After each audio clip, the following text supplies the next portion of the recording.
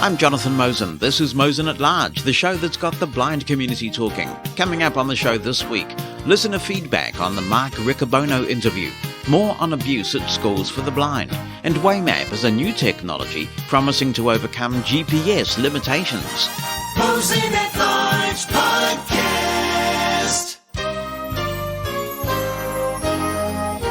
Welcome to episode 192. Hope you've had a good week. It's been a busy one here, but it's nice to sit down and spend some time hearing about what you think and sharing a few things as well.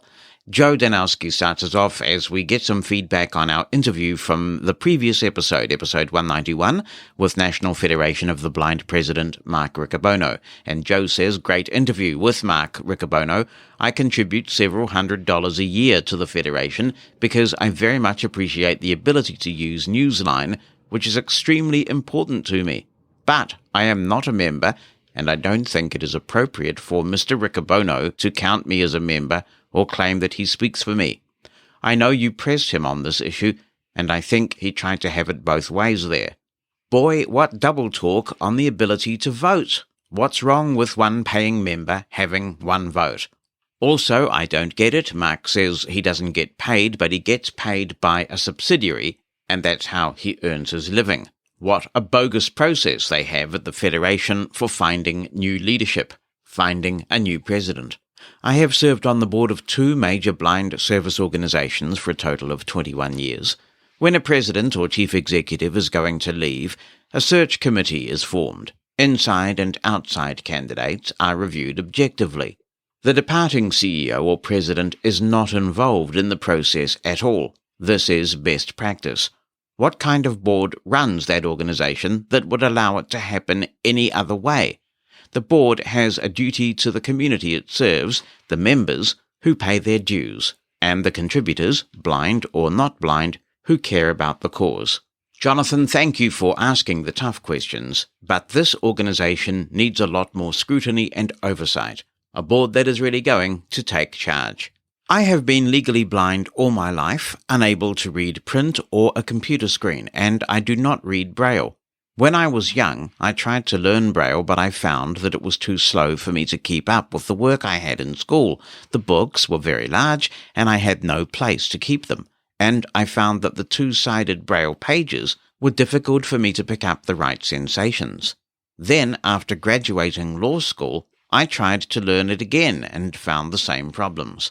I am now 65 years old, and maybe things would have been much different for me in learning Braille if I had access to the electronic Braille displays today, where the dots are more distinct, and the electronic display would have been a much smaller form factor than the large Braille books.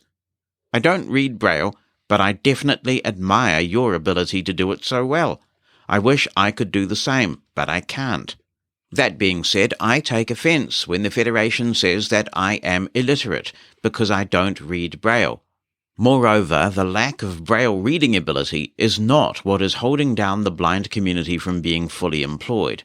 I am not illiterate. I read books by listening. I type on a computer keyboard, composing and reading ideas all the time.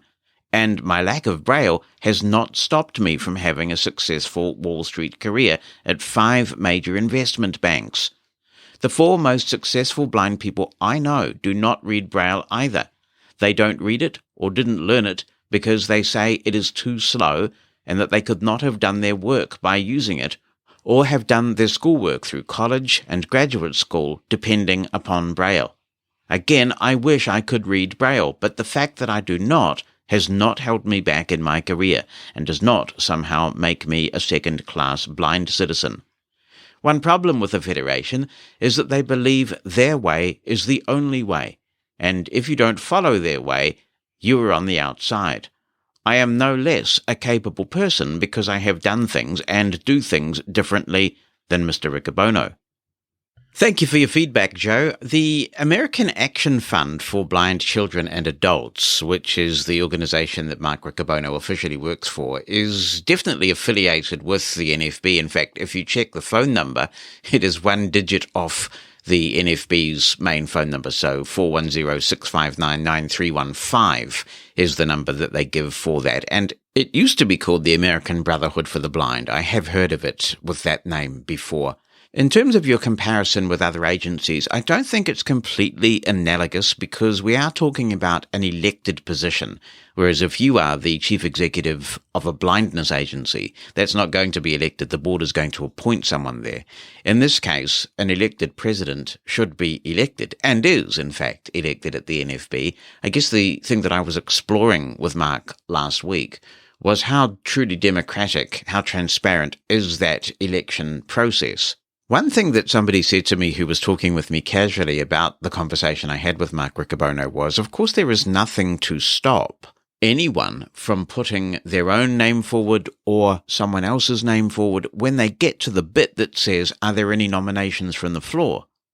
Anybody, there's a pause there, anybody could stand up and nominate somebody, but it rarely happens. I think it may have happened once, actually, during Mark Riccobono's presidency. I think there may have been another candidate offered from the floor. Regarding your Braille comments, and obviously, Joe, you've had a really successful career, and I admire that and commend you for it. I looked up literacy in the dictionary, and it says the ability to read and write. And I know there's a lot of sensitivity around this for non-Braille readers who feel really belittled when people talk about Braille being the key to literacy for blind people. I suppose what I struggle with is, if you are having your text-to-speech engine read something to you, are you reading it, or is the computer speaking it to you? If you listen to an audiobook, someone else is reading it to you rather than you reading it, aren't they? Isn't the process of reading the ability to decode language yourself? So whether that be squiggles of print or dots of Braille, your brain is actually decoding what that means and turning it into language. So again, if you're using an oral means of doing that, like text-to-speech or an audiobook, are you reading? Would we agree that if you have a bunch of human readers reading a book to you in person, that they've got the print in front of them and they are reading it to you, you are not reading? And if we agree that that's the case, why are you reading when you're using text-to-speech or an audiobook? I totally appreciate that it's very hard to have this conversation without people feeling belittled, and it's not my intention to belittle people because, as you've clearly illustrated, you've had a very successful life without Braille. But there are other people too who don't read for a variety of reasons, who've also had very successful lives. But are we fudging the issue when we don't fess up to the fact that if something's speaking to you, be it a human or a machine, that's not reading? I'm sure others will have thoughts on this that they want to share, and if you want to share your thoughts, 86460-MOSEN is my number in the United States if you want to leave an audio message, 864-606-6736. You can also email with an audio attachment or write the email down to jonathan@mushroomfm.com. That's JONATHAN at mushroomfm.com. And someone who's done exactly that is Dave Carlson, who says, Jonathan, appreciate your podcasts and have been a dedicated listener for at least the past 2 months. Well, thank you, Dave. I hope that you'll stick with us. Congrats on being a grand dude. Yeah, I'm nearly there, sort of. It's taking a very long time, this grand dude thing. Baby's due in January. I think we're about to find out the gender. That's exciting, isn't it?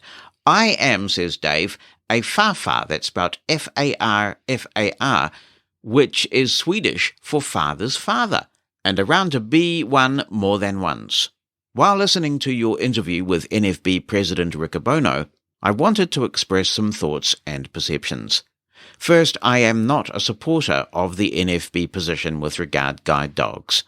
I find it repugnant for any organization of the blind to philosophize a position that using a guide dog is somehow a measure that I am less of a meaningful blind person because I wish to use one for independent travel. I consider that my choice, and that any organization that diminishes my decision to not be one to which I would seek membership or representation.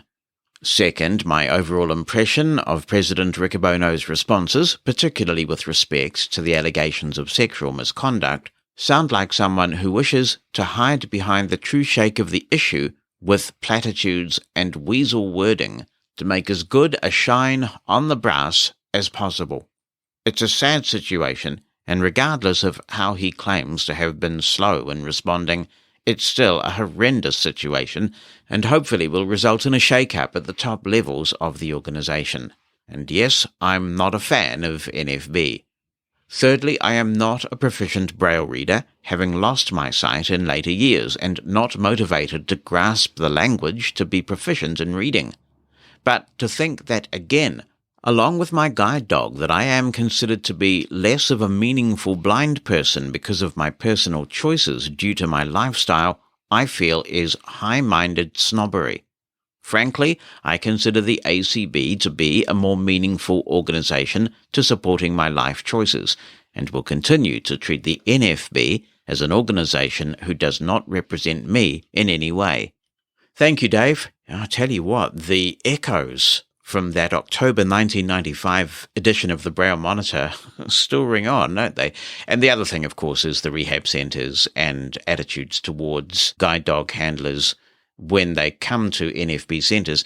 Back in 2001, I believe it was, I did a lot of work on this on Blindline when somebody really took this on, that they went to an NFB training centre and weren't permitted to use their guide dog during travel training. And the argument at the time was, well, this is a cane travel instruction program. You come here for cane travel instruction. I don't know what the current position is and whether that has changed in 20 years or so. Hello, Jonathan, says Steve Morelli. Thank you for your work on Mosen At Large. You mentioned seeing discussions on social media about issues with NFB. Where are those discussions? I don't see them on Twitter and Facebook, but I might be looking at the wrong place. Steve, I avoid Facebook as much as I possibly can. I even got off it for quite a long time and then got on it again at the request of Aira when I worked there. Haven't had the heart to delete it again, but may. So I look at Facebook sparingly. What I can tell you is that on Twitter, conversations tend to be grouped around hashtags, and you search on those hashtags, but the search results have a short shelf life. So if you, for example, searched on the Marching Together hashtag, which went extremely viral on social media platforms in 2020, you won't find anything now. You would have to go and find out the individual posters of that content now. And if they've kept those posts up, you can drill through their timelines and eventually find them. But when you're searching on hashtags, you've got to be quick. For example, if you search on the NFB22 hashtag on Twitter, you may find some material still there because that's been fairly recent. Also, says Steve, have you examined the Foundation for Fighting Blindness? Yes, well, I don't know about examined it, but back in 2016 on the podcast when it was called The Blind Side, and you can get The Blind Side still, the archives are up there. In episode 8, we devoted an entire episode to their appalling How I See It social media campaign, which was just fundamentally damaging and ableist and cynical, using sighted people's fear of blindness to boost the funds of the foundation. It was an appalling campaign, and I spoke out very strongly against it. I believe Chris Danielson from NFB may have joined me to talk about that campaign, and the NFB, and I think other organisations, rightly spoke out. I very much empathise with how difficult it is when somebody has become blind later in life. It's a completely different thing from someone like me who's been born blind and has always had this as a normal. But when your normal changes significantly, there's a whole set of things that come into play: adapting, resilience, support. So it's a very real thing. But we can acknowledge that without capitalizing for fundraising purposes on people's fear of blindness.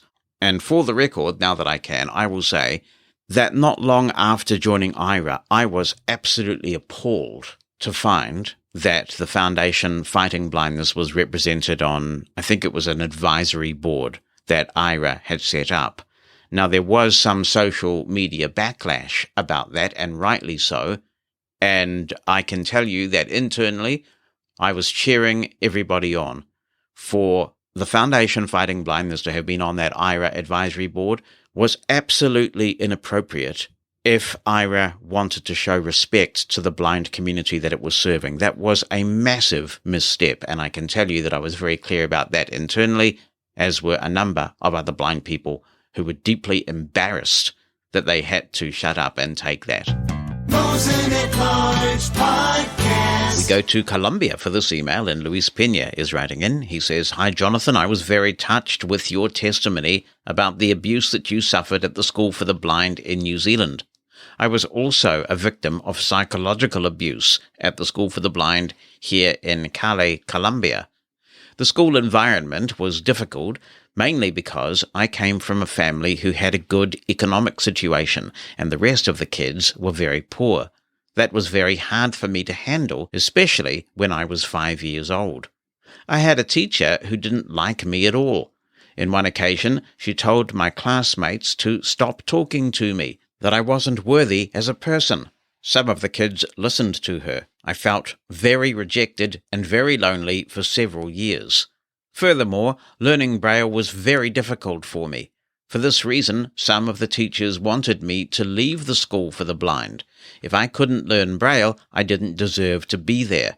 A few years later, when I received a psychological evaluation at the Rehabilitation Center in Arkansas, they found out that I had a learning disability, which made it difficult for me to use Braille.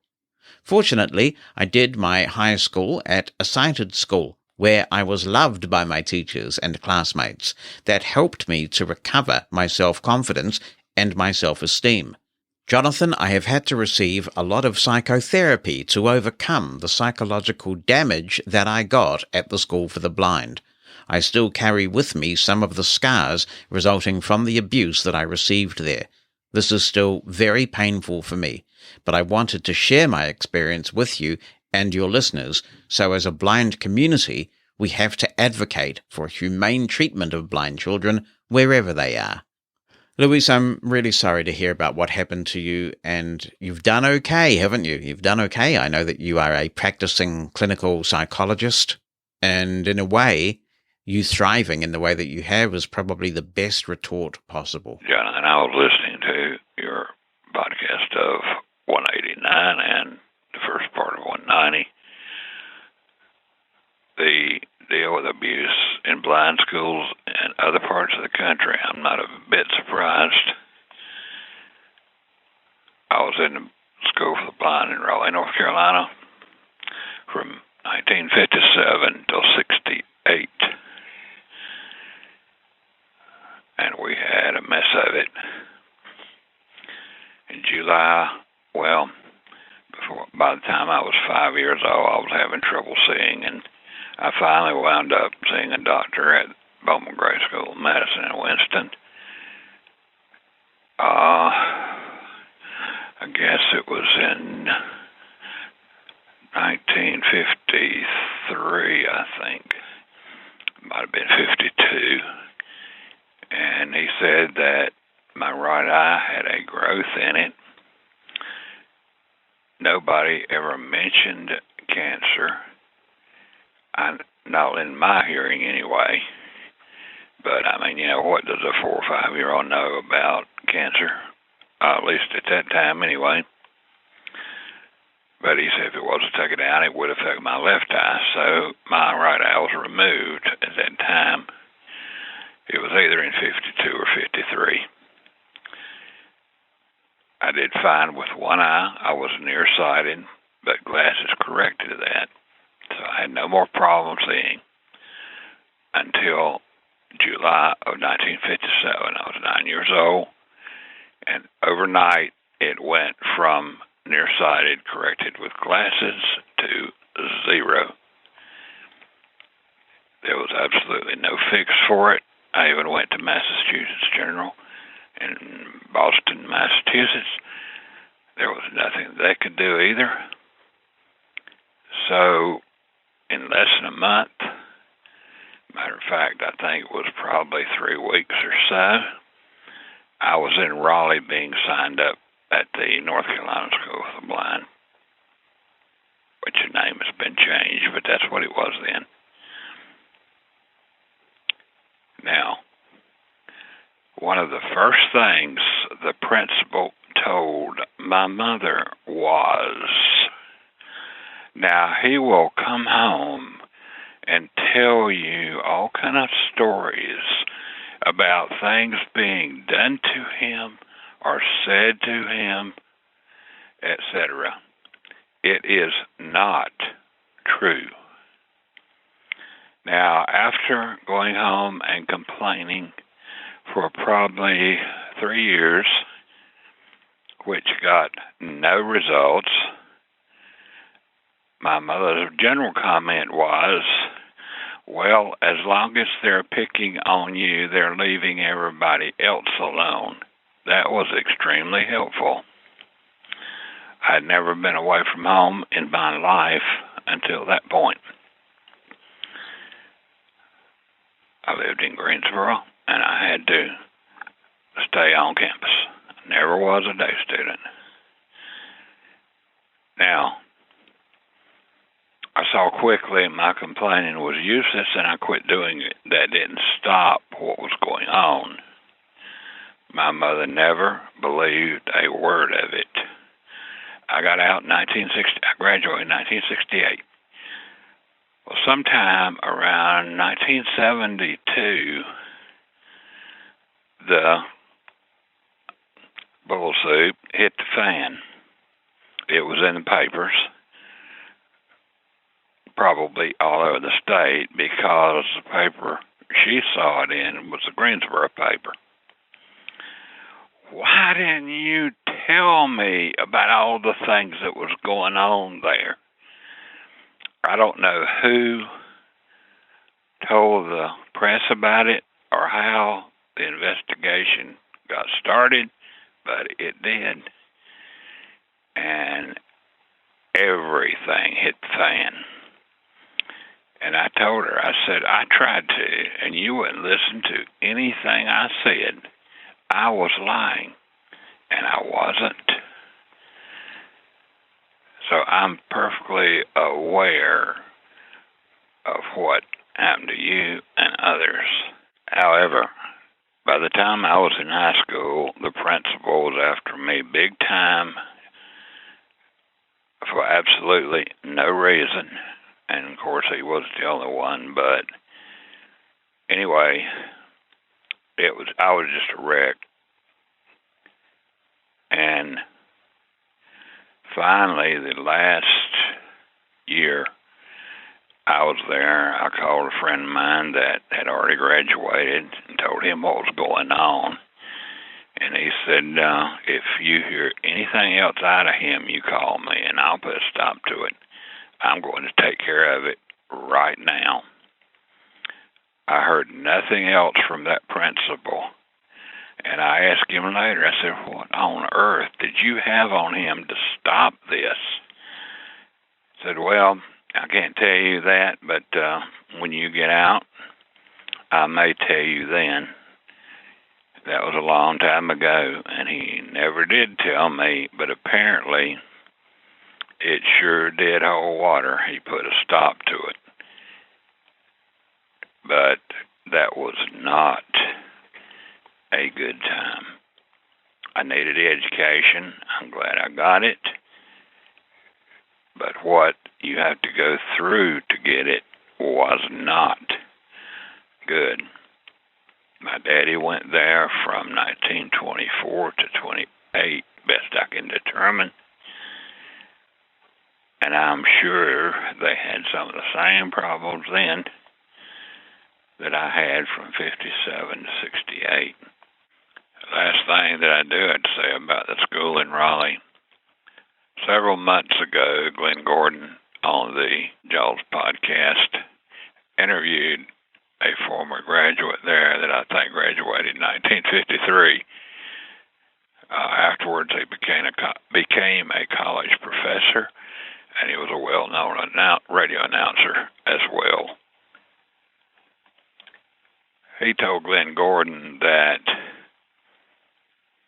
90% of the employees at that school should not have been teaching blind kids anything.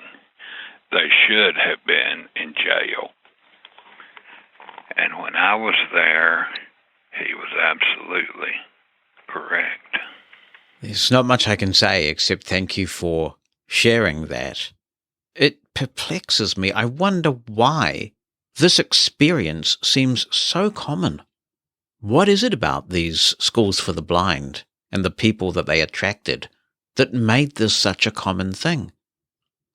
This next email is from Carol, and she says, "Hi, Jonathan. I went to the school for the blind in Oregon for 7 tortuous years. There was lots of abuse from teachers and house parents. I had one teacher for 3 or perhaps 4 years. She was downright evil. She was always yelling at me. I don't know what for. She would yell right in my face, and she had the worst breath of anyone. My parents tried to get me put in another class, but the principal wouldn't do it. The house parents were even worse. They were always spanking us for talking at night, or else they would make me sit on the cold stairs in the basement. No wonder I was sick so much." Thank you, Carol. I am sorry that happened to you, and your story really resonates with me because the particularly abusive teacher that I had, both physically and psychologically, was my teacher for 3 years as well. And in the 3rd year, my mother took on the system, and she went there and said, "If you don't move him to another class next year, then I'm going to contact the Department of Education or do whatever it takes to make sure that he has a better teacher." And once I got a better teacher, I was thriving. And I won't repeat my story, but I do go into some of it in the interview series that Glenn Gordon did with me. It's called In the Arena, the Jonathan Mosen story. It's a 9-parter. And if you search for In the Arena in your podcast app of choice, it will come up. Or you could search for Jonathan Mosen and it will come up as well, because I think there are a few podcasts called In the Arena. Hi, Jonathan. This is Mish Verrier calling from Ontario, Canada. I'm calling in regards to the subject of abuse at blind schools. I was listening to your podcast, and you're absolutely right. It isn't just a New Zealand thing. It is all across the world. I went to a school for the blind here in Ontario from 1997 until 2003, and I was subjected to abuse there by not staff members, but former students. I was teased about my weight, and I was whipped with belts and had shoes thrown at me when I was sleeping, and things like that. So a few years back, there was a lawsuit that was put together, and I got involved and got some substantial funds from it, but it doesn't change the fact that, it still happened, and I agree with you. What about these institutions does cause those type of people to be in them and stuff? It's a very uncomfortable subject, but I'm glad that you are raising it on your podcast. Hi, Jonathan. I was very impressed that you spoke out and dealt with the abuse you had happened at the school for the blind. I was abused at a guide dog school, which Bonnie knows very well. And I never said anything because I wasn't quite 16 when I was there, and I figured nobody would believe me. And I hung on to that for years and years until my own daughter went off to college. And at that point, I went and had some therapy, and that was really helpful. But it just kind of shattered my life. It was sexual abuse. And I think the school knew that this person abused students.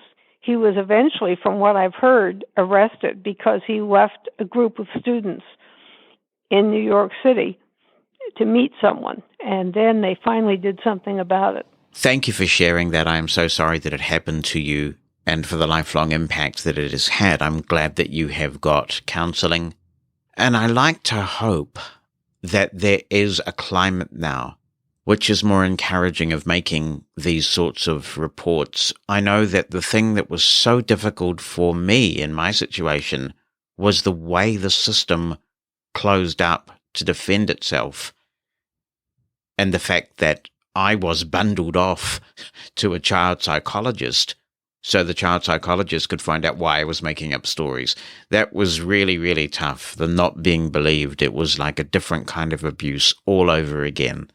And I understand why people are fearful of that and why in the past they have just left it alone. I like to hope that we're making progress. Be the first to know what's coming in the next episode of Mosen At Large. Opt into the Mosen media list and receive a brief email on what's coming, so you can get your contribution in ahead of the show. You can stop receiving emails anytime. To join, send a blank email to media-subscribe@mosen.org. That's media-subscribe@mosen.org. Stay in the know with Mosen At Large. Good morning, Jonathan. This is Joe Norton here in Dalton, Georgia, and I just want to say the gentleman that was having the trouble with Siri and such, I don't have a Sonos device, so I can't say anything about that. But the thing with Siri, yes, I have had that happen to me for quite a while with my iPhone SE, where it would go, I would ask it to do something and go, on it. Still working on that. Something went wrong. I've had that for the past, probably maybe a year as much. I'm not exactly sure. And I've got,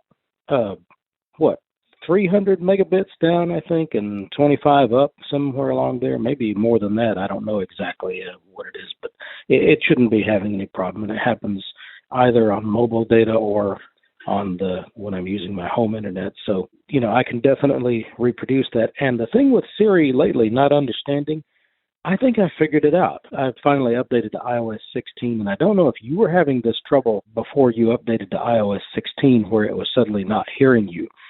But you can try this and see if this helps. I noticed that the Siri sound that is being made when you hold the Siri button, that sound file is about a second long, and if I speak anytime during the playback of that sound, it misunderstands me. The old sound was like a da-dum, and then you could say it pretty fast after that.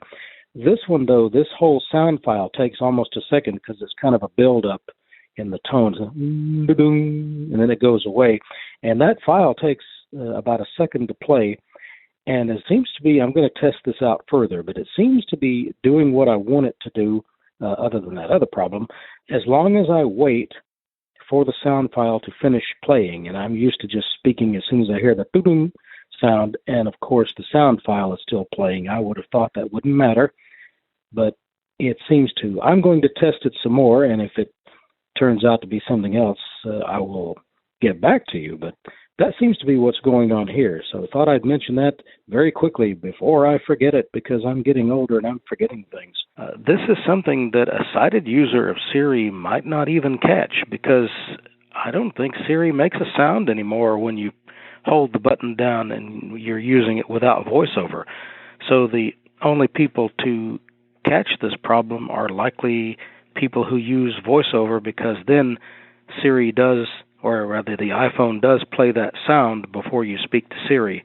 And if you don't wait for that sound file to finish, it doesn't seem to want to work. At least that's what I'm experiencing. Thank you very much, Joe. 2 separate messages you might be able to tell, and it sounds like he's coming in on 2 separate phones, or maybe the quality of the connection was just different. That is not the issue for me, I'm afraid, Joe, because where this is happening for me is on my iPhone 12 Pro Max, which I have not upgraded to iOS 16 yet, because I'm going overseas soon, and frankly because I just need my phone to behave itself in my day job. I have not upgraded my primary phone to iOS 16 yet. I do have it running, but it's running on an iPhone 11 Pro Max. So I know that new Siri sound that you are talking about. I have to say I'm not a fan, but I suppose change takes time, doesn't it? If they want to change the Siri sound, that's all right. So I don't know whether that's the cause or not, because I'm primarily still using iOS 15 on my iPhone 12 Pro Max. And in addition to the things we all know and love, working on it, still working on it, all that kind of stuff, just recently it started to say things like, sorry, I didn't quite catch that, which, as I say, reminds me of me. It's like it's developed a hearing impairment. It's quite bizarre, and it's new. Russ Winetsky says, Dear Jonathan and Mosenites, I must say I was relieved to hear I am not the only one struggling with Siri. Until last week's show, August 29. Whoa, you must be in a time warp, Russ. I think he means July 29. I thought that I was either totally inept or I was in a bad science fiction movie. When Siri was first developed, I remember that its duties were limited, but he/she did them very well. In the last few years, Siri's abilities have gone to soup. Oh no! The standard of listener contributions is just going so down with this profanity. He continues, I will add that for some ridiculous reason, I took Siri's inability to understand me personally. Man, talk about our ability to give human qualities to a machine. Yes, Siri, a machine. Oops, did I hurt your feelings by calling you a machine? I really believe Apple has now risen to its highest level of incompetence, writes Ross. It seems Apple, as a company, is so ready to add new features, they are ignoring features that do not work. And by the way, this is not just for blind people. I have spoken to numerous people of all types who complain about Siri's lack of ability to understand or answer questions appropriately. I also experience my iPhone 12 suddenly starting to play music or just act unruly. If there was another choice right now, I would switch to another type of phone. However, the iPhone is still the best tool for a blind person, I believe. I've been creating accommodations for myself by figuring out other ways to avoid using Siri. We are stronger together, and I would hope we all start making our dissatisfaction known to Apple. Perhaps if we all start doing this, they actually may listen and start making some positive changes. Mary Ellen Earls writes, Hi Jonathan, like you and Steve and Brian, my experience with Siri has been the same. I made the discovery last week that my Apple Watch Series 4 was on silent mode. I turned that setting off and Siri seems to be working now, so check to see if your watch is on silent mode and turn that off and see if that helps. I can't see the connection at all, Mary Ellen, and in any case, my watch is not on silent mode, so for me, that's not going to be the lucky thing that fixes it. Here's Eden, going back to Steve Bauer's message in episode 190. She says, Hi, Jonathan, I've been enjoying your podcast. I was moved hearing about your testimony on abuse. I was never physically abused, but the 1 year I was there, and this was kindergarten, one dorm parent would tell me, if I didn't stop crying for my mommy, she'd tell her never to come back. She told me, why did I cry? Because my mother got me every weekend and even came during the week to see me. I really feel that I would not have gotten a good education at a blind school. Academics are most often horrible in the blind schools here. I did wish often for more instruction with the resource teacher, but she was incredible at teaching and packing things in. However, if I had not been really very self-motivated, that might not have worked. Okay, says Eden, to this travesty that is notification delay. One of the jobs I do is read tarot cards via a sort of text message. My job has implemented a new feature where customers could request a response within an hour. I had worked for this company for 3 years, but I was suddenly missing messages. Notifications would not come in forever. They refused to believe me. It was nothing I was doing. I got fired. They said, clearly, this is a blind person problem and we can't help you. That was after 3 years of being one of their top earners. Anyway, bugs strike again. I'm on the hunt for a good customer service job that's remote in the US, especially in Washington State. I'll do most anything. And I work hard. I do believe that Braille has certainly helped me. There is more from Eden in just a minute, but I'll just stop there and say, yeah, this is a serious issue. I'll give you another example of how it can be really serious. Our board meetings, like many other boards, have a board-only time. This is the organization of which I'm CEO. And so they have their board-only time, and then they text me when they're ready. And I have had at least one occasion that I can recall vividly where I didn't get the text message telling me they were ready for me until I went to the home screen and suddenly there they all were, a whole bunch of notifications coming in. So I was delaying the whole board because of this notification bug. It is a really serious one, this, and it's been going on now for maybe 2 or 3 years. This is not a new bug. So the only thing I can do is just to keep doing the home screen gesture, effectively refreshing, unclogging the notifications. And it doesn't happen all the time. I can go for days without it happening, almost to the point that I'm soothed into believing these days are behind me. And then it suddenly appears again. There's just no logic to when it's going to happen. Now back to Eden's exciting email. See, that's alliteration right there. Eden's exciting and excellent, efficacious email. I also, she said, wanted to comment about my Lightspeed experience. You remember, this was the guy who would not sell me his steno machine because he thought a blind person could not be a court reporter. I ended up buying one second-hand, and it was the worst machine I've ever played with. It was like having to type on the flattest keyboard there was. It felt like typing on a touchscreen, which I hate. I guess the moral is, next time someone is a jerk, I'm going to stay away from the product entirely. I now have 2 awesome steno machines. The normal kind must sit on a tripod and is sometimes frustrating to sit at for hours, especially long practices. There is a very cool, but unfortunately not considered professional grade in the US, one that's called a Treal, that is spelled T-R-E-A-L. It's so cute, she says. It just sits in your lap and is about the size of my Braille Sense, if that. Oh, it sounds like my cat. No, I haven't got a cat, actually, so I made that up. One day, if your listeners would be interested, I'd love to describe the steno machine and how letters, words, and even phrases can be created in one stroke. I'm sure people would be interested in that, Eden. Anyway, she says, I'm off, as I know I get rambly. Oh, me too, Eden, me too. I wish Siri or Apple would fix their problems, but I'm not holding out hope at this point. Those court reporters do an amazing job, don't they? I recently, as I have talked about and as you referred to in your email, testified at a Royal Commission, which is the first time I've actually been in any kind of witness box in my life.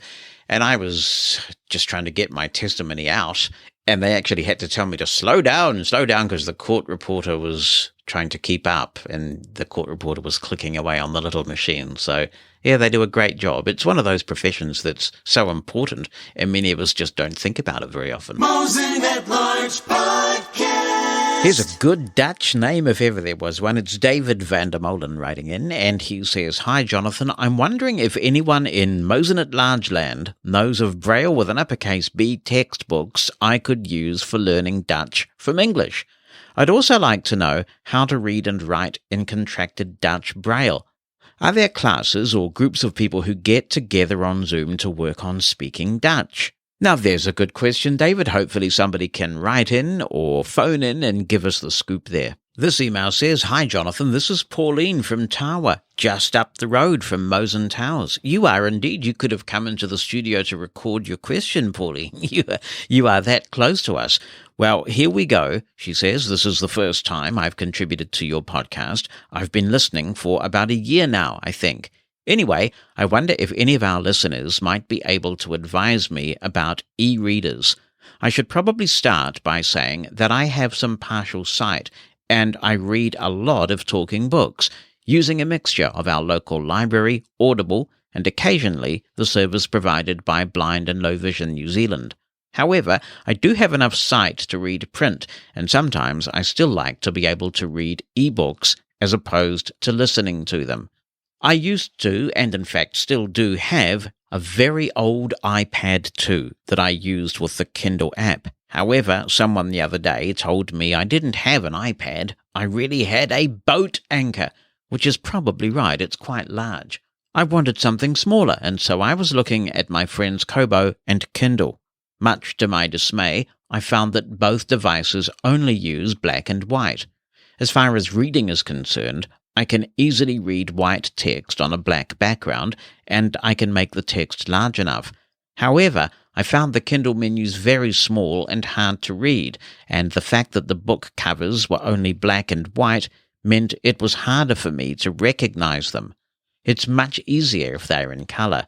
So I have a few questions. Does anyone else out there use a Kindle to read books visually? And if so, how do you navigate the downloading of books, etc.? Do Kindles have a VoiceOver feature so that I could do all the downloading of the books with the aid of voice and selecting my book using voice, but then turn it off and read it? I can answer that one, Pauline. Yes, the Kindle Fire tablets and other Kindle devices of that ilk use a feature called Voice View. It's a very capable screen reader, and I'm sure that you would have no difficulty using VoiceView to download your books. It can read them optionally, and it also has a whole lot of high-quality voices because Amazon now own Ivona, so it's a very pleasant reading experience. Pauline's questions continue. Is there another e-reader that people out there are using that has some color display? I stand to be corrected because obviously I don't use these devices visually, Pauline, but I believe the cheapy Kindles may have black and white, but things like the Kindle Fire tablets are color, I believe. I'm sure somebody will correct me if I have that wrong.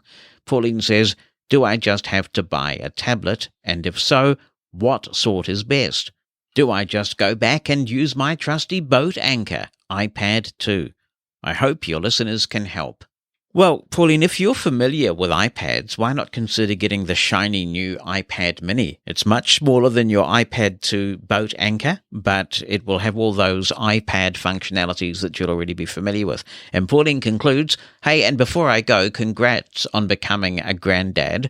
I know Bonnie knows she's going to be a grandma, but has anyone told Eclipse she is going to be a grandma too? Well, what I find with kids, Pauline, is that the kids get to a certain age, when they're sitting up in the high chair, and they love surreptitiously dropping food for the dog and watching the dog springing in to eat them. You gotta watch that as a blind person with a guide dog. Pranav is in touch from India and has some comments on episode 187. 1. To add to all the excellent travel tips Bonnie and you gave, put all cables into a single bag. In India, I have to remove all electronic equipment when the bags go through the scanner.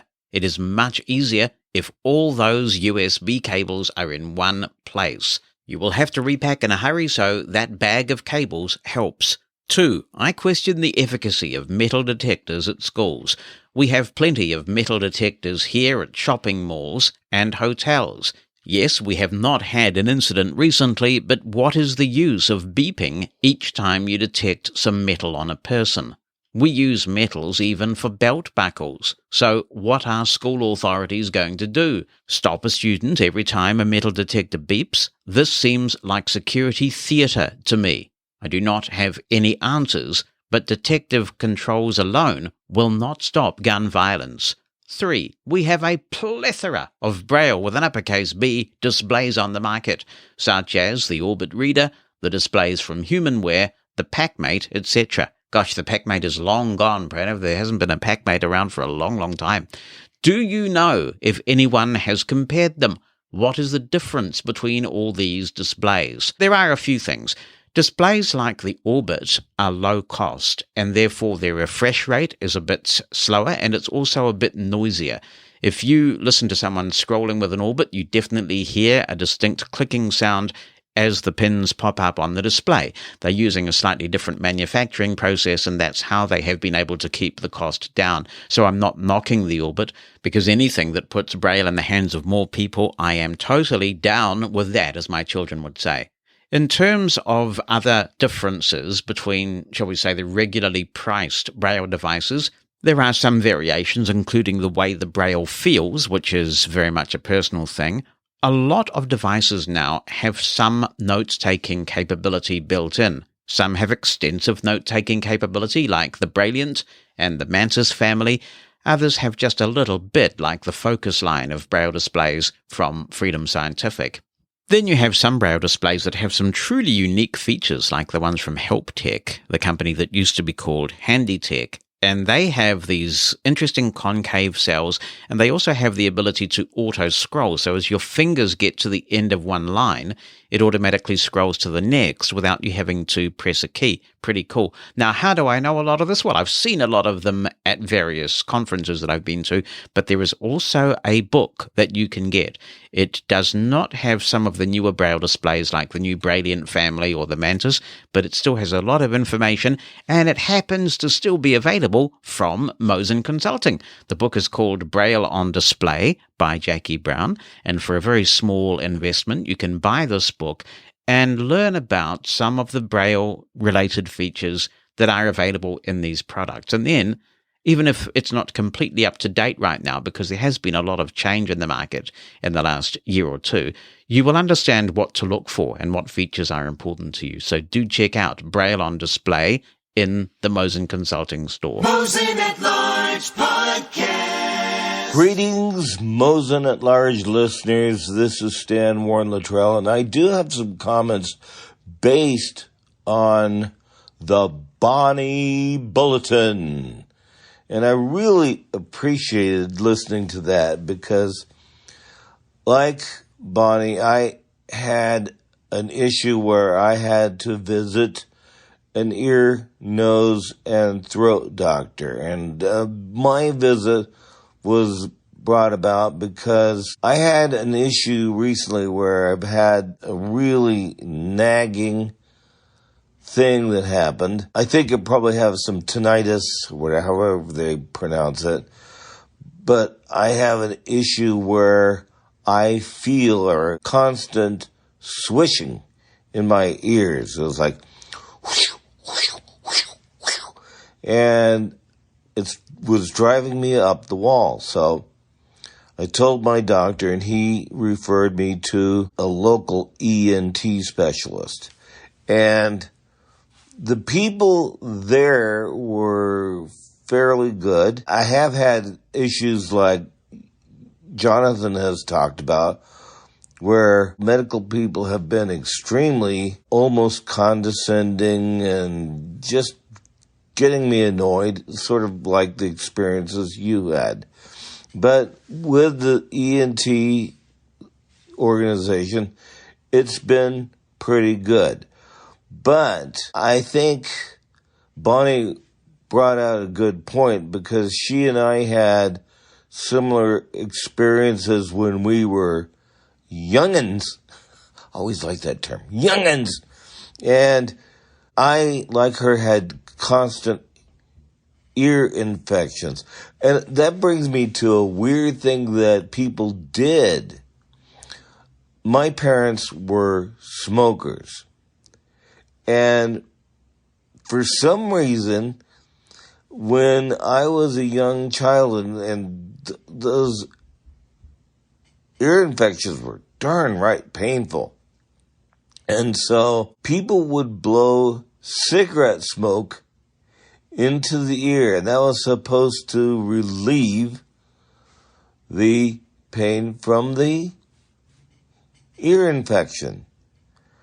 And I guess it worked, but it was sort of weird because I never thought of anything like that before or since until you mentioned it now. And I had a situation where I was on a beach and for some reason something happened and an eardrum was ruptured. And that was painful. That was not something I want to experience again.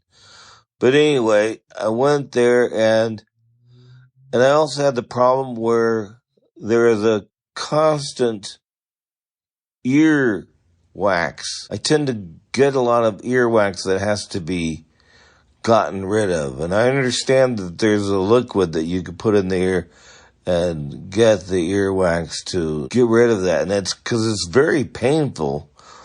If they touch a certain spot, that it's very painful for the earwax to be removed. So I'm going to have to try to get my doctor to remember to tell me what that item is so that I don't have to experience that.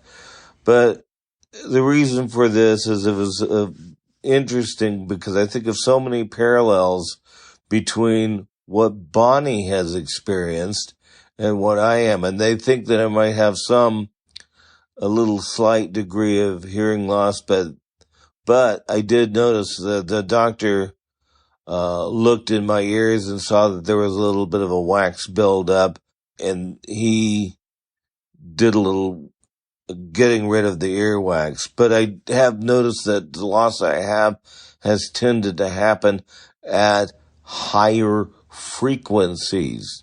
So that has been the experience that I had. And the reason I was finally prompted to go to the doctor, and because I'd been having this issue with, I think it's tinnitus, is that Mickey Quincy and I were talking one day, and he talked about his experiences with that. And so it prompted me to really get off my backside and tell my doctor that I may have a hearing issue like that. This email says, "This is David from Ottawa, Canada. As usual, listening to your weekly podcast early on Sunday morning with my brew of coffee. I took interest in Bonnie's hospital visit experience. Last week, I made an in-person visit to our family doctor, which is the first visit since COVID, and with him, as we have had to choose a new family doctor. The nurse took my blood pressure and placed me and my guide dog Impressor in the examining room. After a few moments, a knock came to the door, and the new doctor walked in and said, 'Oh, you have a dog.' I replied, 'Are you afraid of dogs? Are you allergic to dogs?' He replied, 'No, it's a guide dog. I will make an exception.' I had a list of questions for him typed out on a small sheet of paper. I passed the sheet to him. Being a man of few words, he answered all my questions, but in the process he asked me, 'Why do you have a guide dog?' I was stunned, so I just said, 'I am blind.' There is so much more here I could say, but I will move on to the next question. On another note, I'm wondering if any of our listeners are experiencing this error message, or is it an error message? ZTP transfer WND. It has something to do with the Zoom app on my Asus ZenBook Pro Windows 11 and any screen reader. After Zoom has been opened and closed, it seems that this file is a window that I can't Alt+Tab out of. I can't F4 to close it. However, if I do a Windows M to minimize, then I am back in business. Any ideas what this is and how I can get rid of it? It's interesting you say this, David, because I've seen this. I never got it before until I had a little bit of a Zoom accident and things went really bad and I couldn't sign into my work Zoom account, so I had to uninstall Zoom and reinstall it. And since then, I too have seen this window. So I presume it is preventable, but I haven't yet investigated how you prevent it. So if anybody's got the magic formula, do feel free to share it. Hey, Jonathan, this is Jane Corona from Silver Spring, Maryland. As always, I very much enjoy your podcast. I listen to it every week.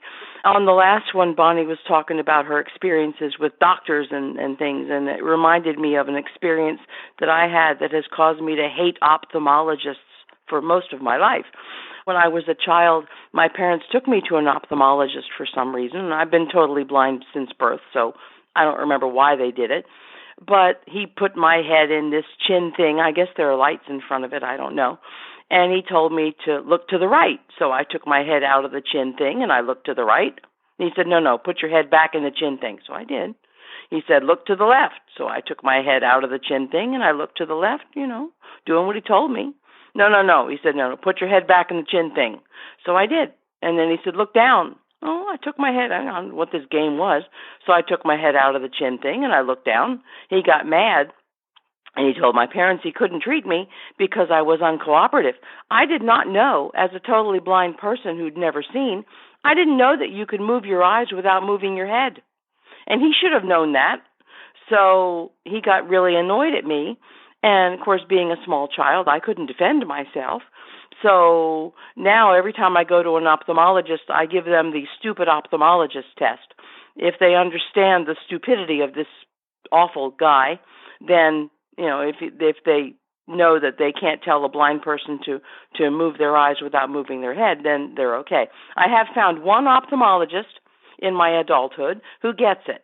So if I ever need to go to one, I'm happy that I can go to him. But I was so furious for years at this stupid ophthalmologist who didn't realize that a blind person doesn't know how to move their eyes or can't move their eyes voluntarily without moving their head. So that's my stupid ophthalmologist story. Hi, Jonathan, and to all your listeners.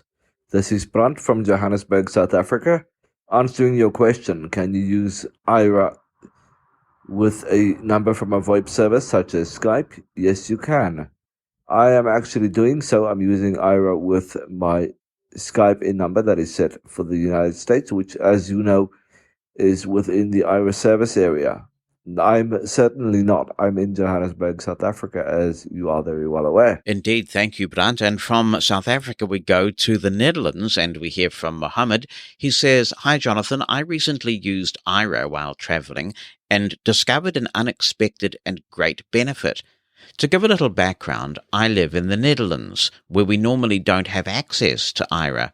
Access to the service was provided to me by my employer, which is why I was able to use it. In the Netherlands, if you'd like to travel by train, the Dutch railway company, named NS, provides a service where they'll help you get in and out of the train. You book assistance at least 1 hour before departing, and you can meet a trained NS employee, either at the point of sale for tickets or near the lift that goes up or down to the platform. They'll then assist you to the platform and into the correct train.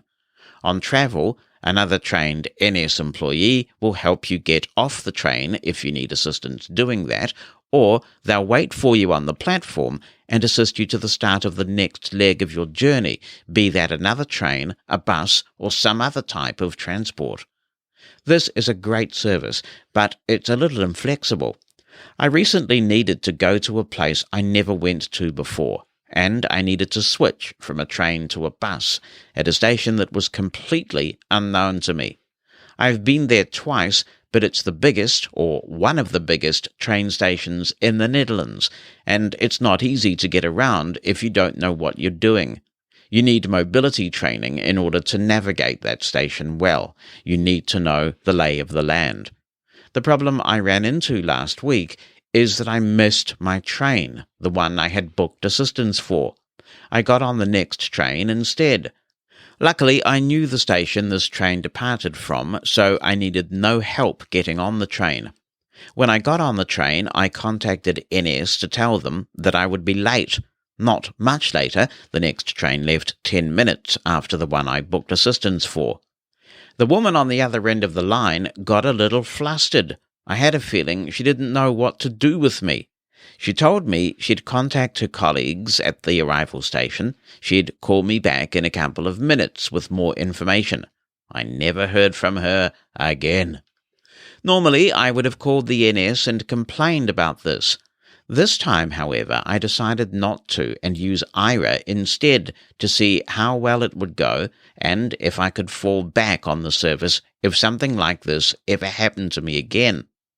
When I called Aira, the agent guided me through the station and helped me to find an alternative bus. I had missed the one I planned to take originally. It took a little long because this was a completely new environment for both me and the agent, but we managed to get where we needed to go in the end. Now for the added benefit. Because the agent and I were both exploring the station, and the agent described a lot of things she saw on the way, the whole endeavour felt like mobility training. I came away with the feeling that I had a pretty good grasp of the station, which is huge just from that one time exploring. I'm wondering if Aira will ever do something with that, or if other organizations that provide this kind of training will, at some point, provide training without a trainer being physically present. You can't do that for all types of training, obviously, but for an advanced cane user or someone who's relatively comfortable traveling, it could be an easy way to learn a route. I lived in the United States for a short time during the pandemic, and all mobility training was cut short because we couldn't meet in person anymore. I ended up barely knowing my neighborhood because of that. Well, this was a long story just to explain the little revelation I just had, and I'm sure many other people have thought of this, but I had to get it off my mind, and now it is. Thanks for making the podcast. Thank you, Mohammed, for sharing that experience. It's one that I have had on many occasions at airports I've never been to before, various other places, not so much lately because I haven't been doing much traveling as we've all been hunkering down. But certainly when I first got Aira and was using it extensively in 2018 and 2019, that experience is just quite liberating. I had a lot of time to kill in Los Angeles and actually got between terminals with the help of an Aira agent, getting to where I needed to be. I've navigated various New Zealand airports that way. Bonnie and I have gone to farmers markets with Aira to choose produce and things like that. It's got so many great uses. And yes, I think this is being explored by some organizations and entities Aira Access, which is essentially the free tier of Aira that host organizations pay for, is, I believe, available in some transit systems in the United States now. So it is something that's actively being explored. I think when Aira comes to the Envision glasses, which we expect to happen quite soon, if you can afford the Envision glasses, that'll be great, because I must say I do miss the glasses. I completely think that Aira's done the right thing by abandoning them. It was a complex thing. Sometimes it was more hassle getting them working than it was worth. But I just don't know whether I feel as comfortable wearing an iPhone in a harness or something like that.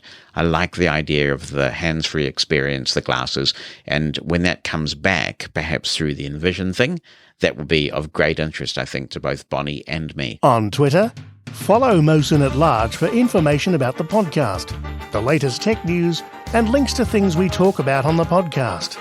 That's Mosen at Large, all one word, on Twitter. GPS has made a big difference to the lives of blind people, but it's not without its limitations. In built-up areas, you can lose signal. It doesn't help you inside, so indoor navigation has been considered the holy grail of navigation for many years now. And it's not good at taking you to that precise point, like a specific door. There's a range of indoor navigation solutions seeking to address this issue, but many involve expensive hardware installations. But a new technology being rolled out in Washington, D.C. right now promises to deal with all of those limitations. The name of it is Waymap, and to tell us how the technology came to be and how it works, I'm joined by Waymap CEO Tom Pey. Tom, it's great to have you here. Thank you. Oh, thank you so much for having me, and it's brilliant to talk to a fellow traveller in the world of vision loss. Absolutely. Tell me about your journey in that regard, because you haven't always been blind, right? No, I started out life as an economist and an accountant, and latterly I was in international investment banking when I lost my sight. And unfortunately, I didn't take the news very well, and I spent 4 years really sort of wasting my life and just being a pain in the you-know-what to people around me, until I met a guy called Brian Cooney, and he pretty much told me to get my act together and start helping some of the people who really needed help. You thought your life was over then, right? And this is not an uncommon reaction, that people just can't imagine a fulfilling life without their sight. Well, the problem was that my identity was what I did rather than who I was. And of course, that was quite a shallow way to live. So when I actually got to the point of accepting my sight loss, I accepted who I was. And the very minute I did that, my life changed for the better. And since then, I've been contributing rather than necessarily what we call what it was like in the commercial world, which was achieving and making profit. I was putting stuff back in as well as getting the positive feedback for doing it. I suppose, though, that once you had got to grips with the idea that life as a blind person was not necessarily all doom and gloom, you could have chosen to continue in that investment banking world, right? Yes, but this wonderful man, Brian Cooney, when he told me that I was a disgrace and I was wasting my life living the way I was, he marched me up to a school that the charity was running, and he said, in there are 150 kids who would never get to travel like you did, or get to do the jobs that you did, or even drink the drinks that you're drinking. So get your life together and have those. And actually, there was no way. It made so much sense to me, and it kind of clarified my life. There was no point in going back into banking. The way to go was actually to say, there is a way through this, and actually, I'm going to discover how to do it alongside you guys who have done it. And in the meantime, I'll help campaign. And it worked out really well. And that's a very positive, affirming way to live, isn't it? I'm sure that you've seen this in work that you've done in recent times. I see it in my own life. When you work with people who can go home at the end of the day and look themselves in the mirror, virtual or otherwise, and say, what difference have I made to people's lives today? And if you can give an affirming answer to that question, that's incredibly rewarding. And it's 100 times more useful than making money for clients on investments, I can tell you. So you're absolutely 100% right. And it's a privilege to be given the opportunity to do it. I can't help observing it's a real volatile situation out there in investment banking anyway. I look at our portfolio at the organization I work for and the volatile results we're getting every month or so when I pluck up the courage to look. It's really, and I don't think it's going to get any better over the next little while with things in Russia and the cost of living crisis and things going on. It's a really tough market to predict. At the moment, absolutely, all the economic indicators are going against good investment. But the thing to do is to trust that the only way is up. Right? And all of these negative things all come to an end. And the guys who want to make money find ways of making money. And thankfully, that trickles down to our investments. All things must pass and all that. So you got into providing blindness services, correct? This became your mission to help other people. Yeah, absolutely. I started out, my first job in this sector was to run a factory for blind people, and I was the first blind guy to run it. And I nearly got fired because I made a profit in the first year. And you're not supposed to make a profit because you lose all your grants. But luckily enough, it was only a very small profit. So I learned that I needed to make a loss the next year. And that was, for a guy with my discipline, that was quite difficult. But nonetheless, I got on the program.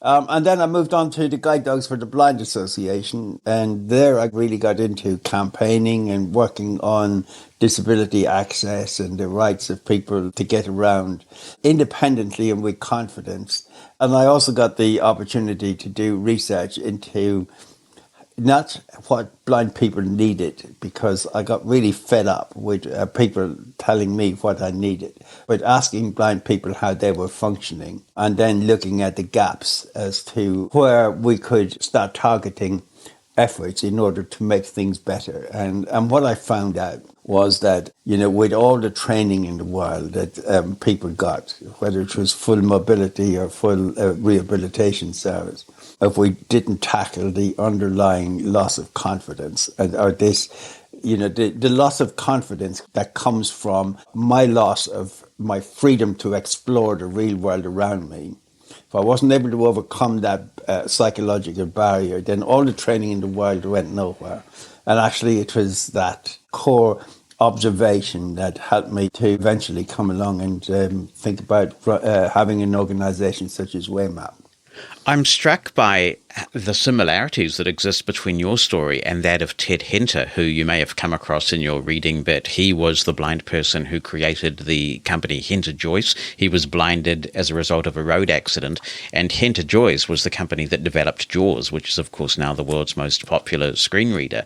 And so he decided that it was important to use what had happened in his life in a positive way and to create technology that was blindness driven by the blind for the blind, essentially. And there are so many examples all the way back to Braille itself, in fact, where blind people take control of our own destinies and come up with solutions that work for us.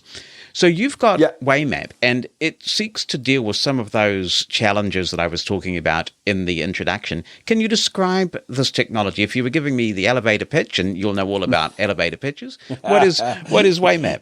Waymap is an app that helps people to navigate safely and confidently. It gives turn-by-turn navigation and instructions. It operates to an accuracy of 1 meter, so it knows where you are within 1 meter, and it knows the direction in which you're facing and heading to within 10 degrees. So very, very accurate. It is compliant with the world standard on audio-based navigation for blind and vision impaired people, which I helped to write through the International Telecommunications Union. It is one app for everywhere. It will work for people who have sight loss, for people in wheelchairs, and for people with intellectual and developmental disabilities. But it's also designed to work for everyone and it works indoors and outdoors seamlessly. It is designed as a commercial venture to be profitable, because in this commercial world of navigation, the untapped market at the moment is reckoned to be somewhere in the region of $46 billion worldwide. So we're tapping into something that is going to be big. But it's all been driven by the needs of blind people. And what I've said to the tech guys is that if we can make this work for blind people, it'll work for everyone. And the business model is that you charge the providers, is that correct? The people where the maps would be installed? Yes, we charge what we call the venue owner. We charge them an annual license fee because the app has to be free to the user, be they a disabled user or a non-disabled user. Now, we've all seen examples of brilliant technology that just didn't take off for really inexplicable reasons. You look at the whole VHS versus Betamax debate, and that's really dating me, but they always said that Betamax was a much better form of video cassette than VHS, but VHS was marketed better. So where I'm going with this is, how are you going to ensure that even if you have got this amazing holy grail of navigation, that it's actually adopted and used, you get that critical mass? The core technology for this is the algorithm that turns your mobile phone into a precision navigation device. And that is something that is ubiquitous. We can give that to anybody. All anybody needs is a map that is in a particular format and has sufficient information in it to be inclusive for all potential users. And that's a separate topic. So we would say to people who really want to do it, whether they're a supermarket chain or a store owner, if you're able to give us a map of your area, then we'll just give you the tools to be able to do the job. And I'm sure there will be value-added resellers and all of the things that you get in markets. But one thing that we do know is we can't do it all ourselves. You've obviously minimized barriers to entry there, because with some of these indoor navigation solutions that have been proposed, there are little hardware beacons and goodness knows what that people have to get on the wall and mount and maintain, change batteries potentially, or find a power source. You don't have those issues, so that makes adoption really simple. And you've got it rolling out in, is it the metro in Washington, D.C.? Is that where it's rolling out across the whole Washington Metropolitan Area Transit Authority, which is the tri-state area of Washington, which has got Virginia, Maryland, and Washington, D.C. It's about 120 train stations and about 11,000 bus stops, and God knows how many paratransit units they've got. So it'll be coordinating all of those. And in addition, we're doing a piece of work with the Federal City Council in Washington, D.C., where they're going to use Waymap to promote community engagement, where they get young people describing part of their location and pinning it on one of our maps. And that would mean that their exhibit will become available to all of the tourists, the 10 million tourists that come to DC every year. We're also working with the Smithsonian Museum on that. So an awful lot of things that are starting to come out of simply going into transportation. So once we've done the WMATA, or the Washington area, then we're going to do what we say is take the outdoors indoors. Then we start to do all the hospitals, the schools, the museums, the public buildings, and so on. Yeah, so that all of that, the outdoors is the transport is accessible, and the indoors become accessible. At what stage is that right now? We're working hard to complete the first 25 stations and 2,000 bus stops, and we'll have that done by autumn of this year. By the end of March next year, we will have the entire transportation system done, and watch this space to see how many indoor locations we get done at the same time. So I understand that it would be easy to, say, find a particular platform. If you are inside and you've got a couple of doors fairly close together, and one is the men's and one is the women's, is it easy enough to determine something that granular? Yeah, if they're a meter apart, yes. Yeah. Is the answer. Yeah, so so long as they're a meter apart, the answer is yes, we can get you to the door. But because it's map-based, I take it you wouldn't be able to determine a particular train that's pulling up, for example. Yes, we will. And that's one of the really good breakthroughs we're having, is we're working with the transportation network to get behind the normal information, which is called API. But so, the information that they provide about when the next train is coming, what platform is coming on, when is the next bus coming, and so on. So all of that information, or if the escalators are out, or if the elevators are out, or whatever, all of that information is available. But the timeliness of that information sometimes is less than useful if you are, say, a blind traveler. So what we're trying to do is to get into the systems, because they know much earlier than the public know about certain things happening. And we're trying to get behind so that the information can be much more immediate. That's something that we probably won't get on the first pass, but we get within the next 6 or 8 months, I would have thought. Right. So there's a combination of technologies in the one app. You've got your technology, and then, for example, you're leveraging APIs that can provide enhancing information. Absolutely. The great thing about this is that what we're providing is a solution, and it doesn't have to be made at Waymap. It can be made anywhere. So, if your charity has a solution and it enhances the life of blind person and their mobility, why wouldn't we use it? That's the thing, is to leverage what we've got in the environment and provide the algorithm as the glue that allows it to come together as a much more accurate and vibrant solution on its own. And we put it all onto one platform, because then you only need one app rather than needing an app to go to the pub, or an app to go to the restaurant, or an app to go to the store, or whatever. It's interesting you raise that, because I suppose this is one of the dangers with competing technologies out there. It sounds sort of similar, and I don't know whether you're able to comment on this or not, to the thing that Good Maps has been working on in terms of indoor navigation. So is it possible that we're going to have a whole folder full of competing navigation apps that seek to fill a similar niche? I would hope so, is the answer, because that keeps us on our toes. We use different technology than Good Maps. Our technology is what we call hands-free and heads-up, which, from my perspective, was really important, having banged my head into a number of post boxes in my day. So you can have it in your pocket, you can make phone calls when you're using it, or you can wear it on your belt.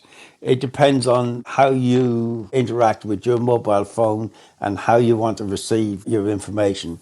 We also have embedded in our system video location technology, but that is just a kind of a support if everything else fails, rather than the way we drive the technology.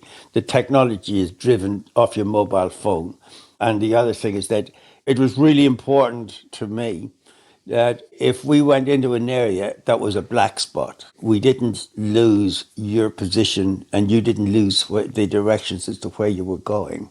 And that means that we've got to be able to put all of this on your mobile phone, and we have to be able to just rely on the mobile phone and the algorithm when you're out of signal, so that even though your cell phone provider loses you, we don't. Obviously, partnerships in this space are going to be critical, I would think. You made a reference to supermarket chains, and I immediately thought Waymap could potentially tell me when I'm in the correct aisle of the supermarket. And if Waymap was, say, integrated with the Envision glasses, which seem to be getting a lot of press at the moment, or in some way there was some synergy so that the Envision glasses were doing what it can do and Waymap's doing what it can do, that will be really impactful, because once I've got to the right aisle, I might then be able to actually select from the many specific products that are available there.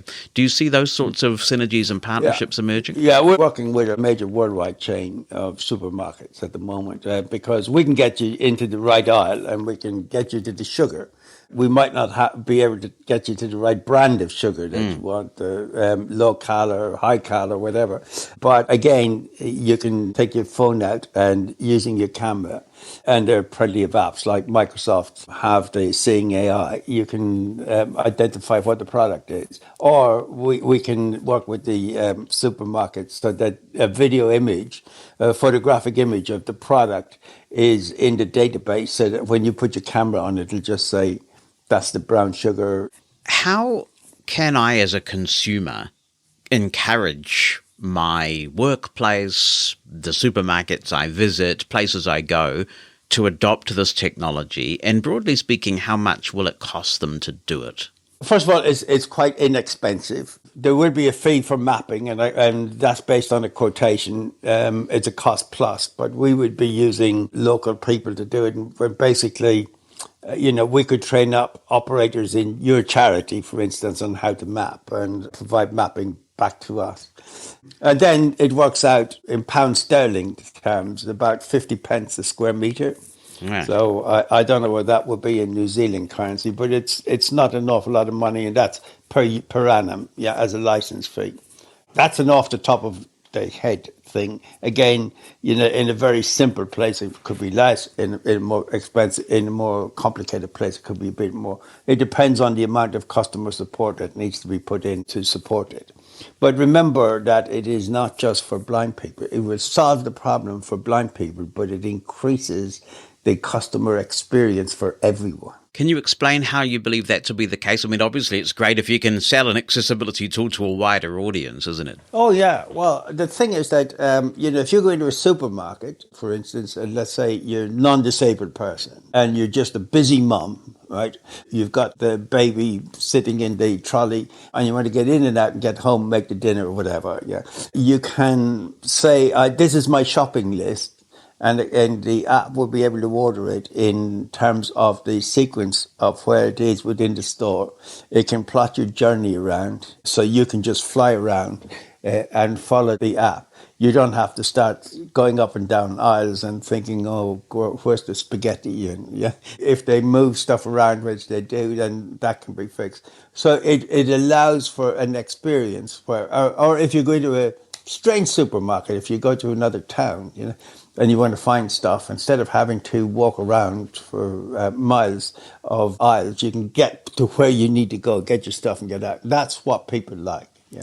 That's absolutely true, actually. I've gone into supermarkets with my kids who are now adults and they're sighted, and they get the app for the supermarket out, and they don't have a kind of a fully interactive thing, but there's a map of that particular store and how things are laid out. So if that map could become interactive and you can engage with your shopping list, then there definitely is a mainstream use case for that.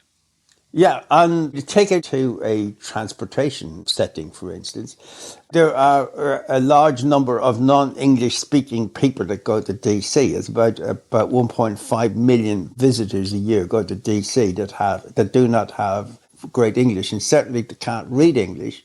So in a certain way, they're print disabled when they go into the DC Metro. This would now translate it into their own language. So they're able to find their way around. The other thing is if you go into a museum, say the National History Museum in the UK has 500,000 exhibits out at any one time. Well, you can plan what exhibits you want to go to. We can then get you to those exhibits. We know when you're facing the exhibit, and we can download the API that explains what that is in whatever language you want. And if you get bored and say, well, actually, I didn't want to see Tom Pey's exhibit, it's boring, and you turn away, it stops talking to you and it moves you on to your next exhibit. So this is about using location, and by helping blind people to solve problems, we're actually increasing customer experience in many venues. And for all this to work, though, it does require a person to physically go to the venue and map the space, right? Only because mapping standards to date are not inclusive. So there are so many things that are not included in an architect's drawing that are required to be understood by blind people. They're required to be used by blind people. Where are there permanent obstacles? Where are there places to sit down? Where's the reception desk? Where's the help desk? Where's this? Where's that? Yeah, all of those things need to be plotted in, and unfortunately, they're not required for what we call fire regulation. Now, I'm working with Standard Body to try and change that. So what we do is we can take a map, and all of that stuff has to be plotted in and geolocated within the map. But once we know that, then it's fine. But what the venue owner gets is they get a map that they can keep updating, because we will give them access to the map database. So if they move the reception desk from the left-hand corner to the bottom right-hand corner, they can just change it on the database and it moves on. They don't have to go remap the whole thing. And that means that for things like fire services or emergency services or whatever else, they've got an up-to-date map. You mentioned that there's an annual license. What does that entitle the licensee to, and what happens if they don't renew? Well, if they don't renew, then they clearly they don't get access. Right, to the, so it just disappears off the system. Pretty much, yeah. Rather than thinking that they wouldn't pay, hopefully they would find it so useful that they'll be offering us more money than we're asking for. Yeah. But what it entitles you to is the software plus all the upgrades, plus whatever customer support that you want. Okay, so just to be clear, there's a setup fee involved in actually mapping the space initially, and then you pay an annual license. Are you disclosing what that annual license is, or does it depend on the venue? How does that work? The annual license fee is, as I said, it works out at around 50 pence. Oh, okay, so that's the license fee, right? And so when somebody's getting set up... And as far as the setup fee is concerned, that's not our core business. We would prefer organizations such as yours that understand disability in its wider sense, and therefore how to serve not just the disabled community, but the wider community from the point of view of mapping, that people like you do that as a service to your community, and we can then give our app on top of that. And what sort of user feedback have you received to date? Amazing. I just want to tell you, and I'm sure anybody that is in my position would say that, but this is honestly, this is real, because I'm very selfishly interested in how all of this works. But 76% of blind people have said that they would use public transport regularly if they had an app like Waymap to help them to get around. Now, that is enormous, given that in a study that I did, people who lose their sight use on average 2.5 routes regularly. We know that blind people are about 30% less likely to use public transport because it's just not accessible. It's quite complicated to have to remember all of the things that we need to do on it, which means that we might be able to get to work and home again, but going around and so on, having the confidence to just go out and meet friends using public transport is something that there's tremendous resistance. So 76% said they would do it. And that means that the revenues that could be freed up in public transport systems to put into improving the ridership experience of blind people could be quite enormous.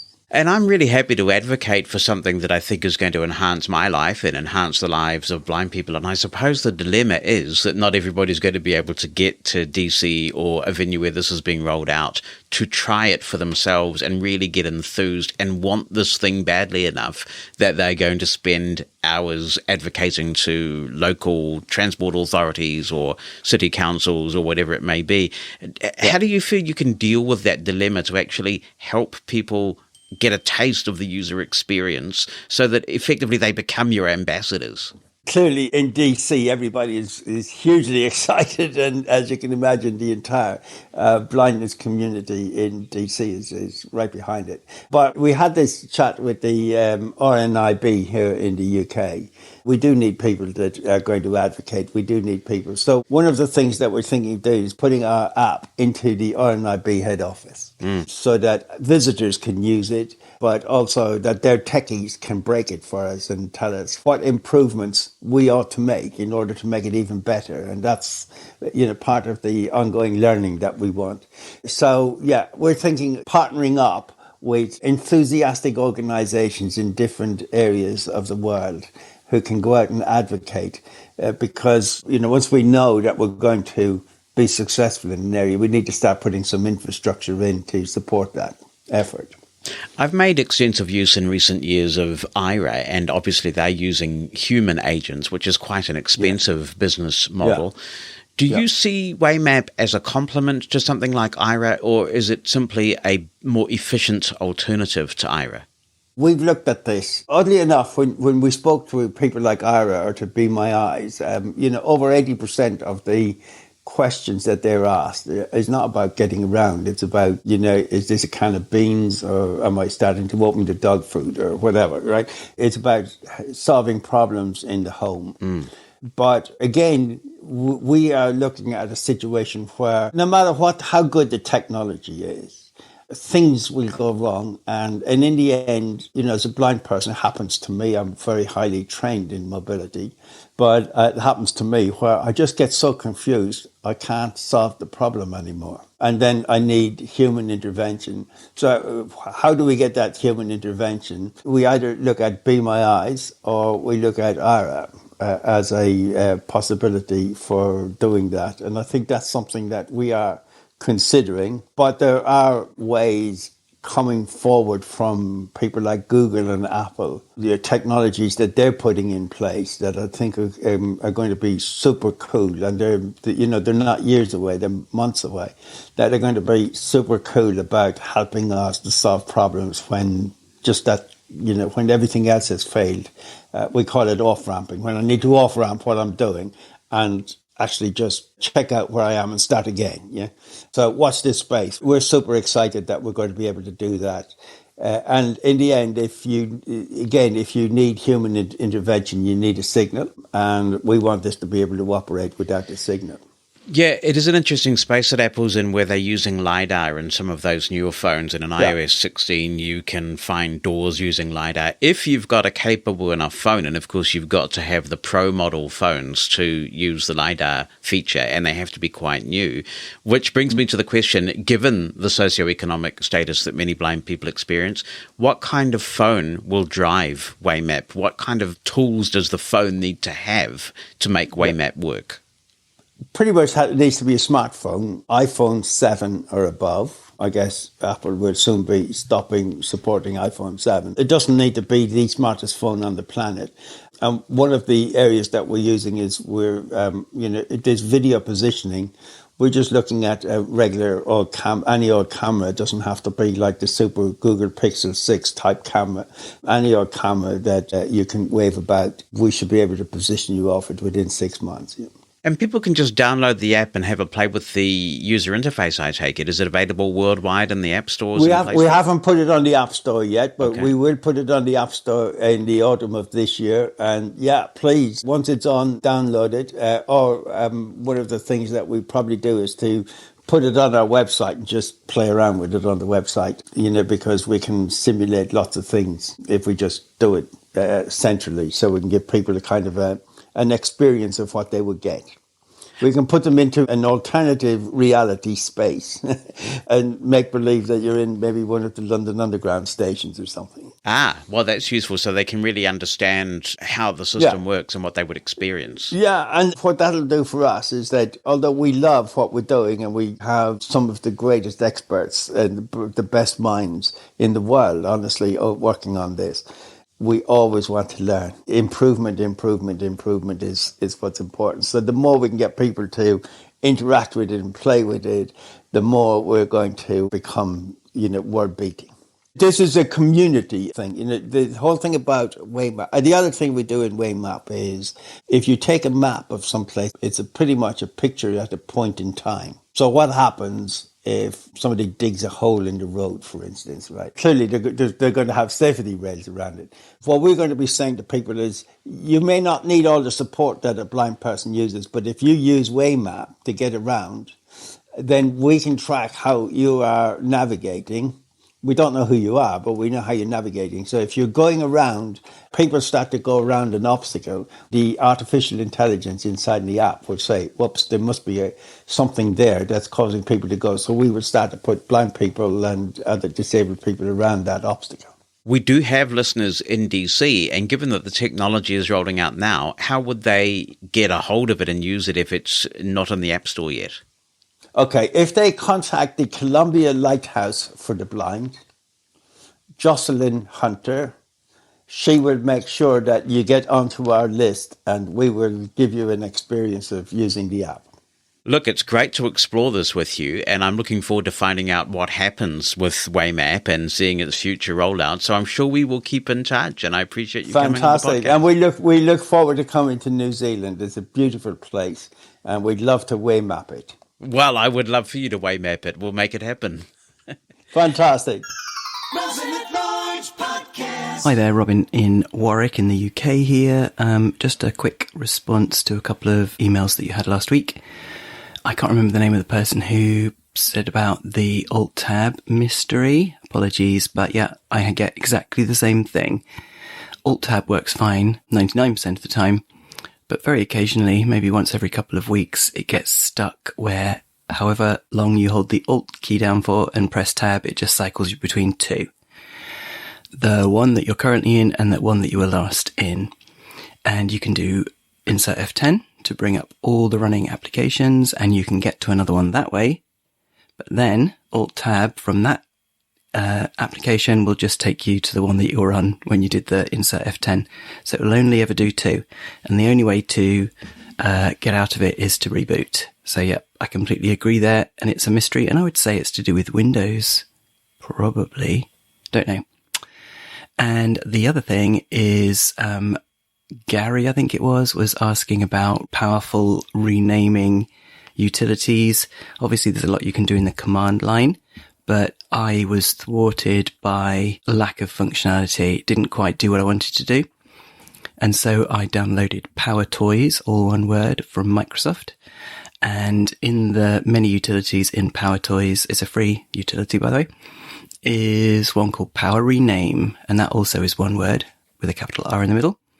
And Power Rename has loads of really easy settings or options that you can do in that utility to rename thousands of files. I have done that, and it's super easy to do. So Power Rename, much, much more functional than the command line switches. Cool. This is Robin signing off. Keep up the brilliant work. Love the show. Jan Brown is writing in with a real tale of woe, and I'm sure this will provoke some comments from others who may have more information about this than I do, because I don't own this particular product, nor am I in the United States. She writes, "Dear Jonathan, this is a sad parting for me. Before I give details, I want to state how much I truly respect and love all that Humanware has improved my life through assistive technological products. I am a fan of my ancient brown Odin Power, which still sits by our living room landline, awaiting the need to write down a message. I am also a big Victor Reader fan.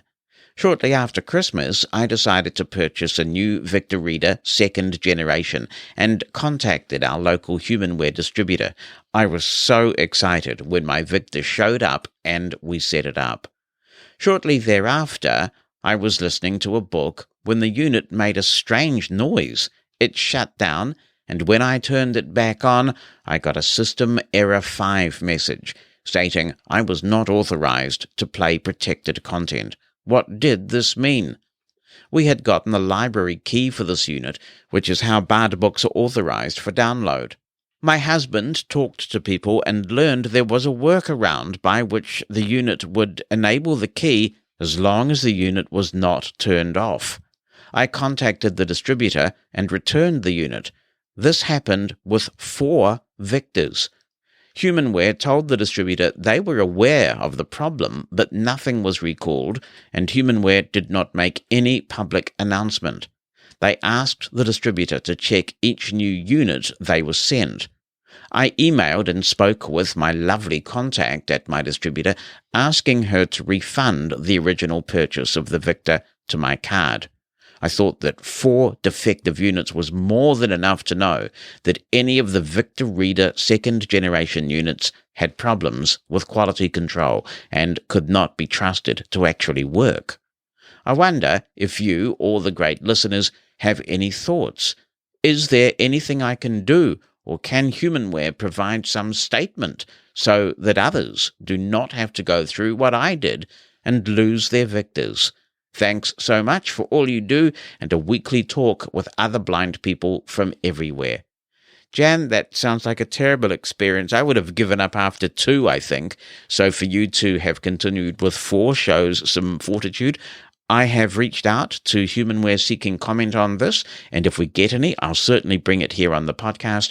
Others may have some experience with this as well. If you do, 86460-MOSEN is how you can get in touch on the phone. That's 864-606-6736 in the United States. You can also record an audio attachment or write an email. Send it in to jonathan@mushroomfm.com. In episode 187, Russ Winetsky was lamenting the difficulties he was having with both the Uber and Lyft app, and I think that we identified that one of the issues he was having with Uber relates to the fact that there are multiple user experiences out there at the moment, one of which is not particularly accessible, and it seems to be a lottery. Sometimes you get the good user experience from an accessibility point of view, and at other times you don't. Now, I don't use the Lyft app because we don't have Lyft in New Zealand, but Lena has kindly written some notes up on using Lyft, so I will read this because it could be of help to many people. She says, using Lyft is much like using Uber. First, you must create an account. This can be done in the phone app or online. You must verify your phone number and enter payment information. Note, when entering credit card information, Lyft only wants 2 digits for the expiration month and 2 digits for the year. Taking your first ride. App says home screen. From left to right, buttons are menu, promo, if you have a promotion such as Lyft Pink, where to, then places you have been or local places of interest. As you take rides, the places you have gone will populate this area, so you can double tap on one when you want to go there again. Search, and in some areas, scooters, public transit, rentals, and my car. Choose where to if you have a specific address and or business name. Choose search if you want to look for a business. Where to if you want to go pick up your prescription. You'll remember that Ross was seeking to do this when he sent in his email. Search if you want to find a pharmacy nearby. Select where to and enter your destination. The edit field is in the upper left corner. Swipe right for clear search. Swipe right again to hear the places listed based on your entry. Choose the one you want. App says Mode Selection Screen. From left to right, your ride choices are listed. Some choices you may see are Economy category, Wait and Save, Lyft Priority Pickups, Lyft XL. Luxury category, Lux, that's spelled L-U-X, Lux Black, Lux Black XL, Scooters, Transit, with options and schedule. Swiping right shows your payment method, schedule a ride in advance, and select. App says what you chose when you double tapped. App says confirm pickup location screen, and it shows you the pickup location, price, add a note for driver, request ride. If the pickup location is not correct, double tap on it and type in the correction. Add a note gives you 60 characters to write a message for your driver. If your location is right, your note is added. If you did that, now double tap on Request Ride. The next screen will say things like Looking for a driver, Ride booked if you chose Wait and Save, Driver found. Lyft gives you the expected number of minutes to driver's arrival. This changes often and sometimes wildly. Don't worry. Driver's name and kind of car, rating, license plate number. Other buttons on this screen may include Share Ride Details, Cancel Ride, Add a Stop. Sometimes you will have information for one driver and that will change. This is normal and happens when another driver is closer. Using the Add a Stop feature is another tutorial. I use Lyft a lot because it usually costs a bit less in my area and the app is more user-friendly. If you are assigned a deaf driver, Lyft gives you buttons for automated sign language messages. The deaf drivers I have had use Live Transcribe on their phones when they cannot read my lips. This app does a fantastic job of converting my speech to text. I always ask the driver's name and confirm the destination address. When the driver arrives, call if the driver hasn't called your name or you can't tell where the car is. You have the option to text, but that is less reliable. No personal phone numbers are shared with drivers. Thank you, Lena. Very good of you to put that together. One thing that Uber has that not many people seem to know about, and I have this switched on, and it just gives me some additional reassurance, is that you can require a PIN to be exchanged before the ride starts.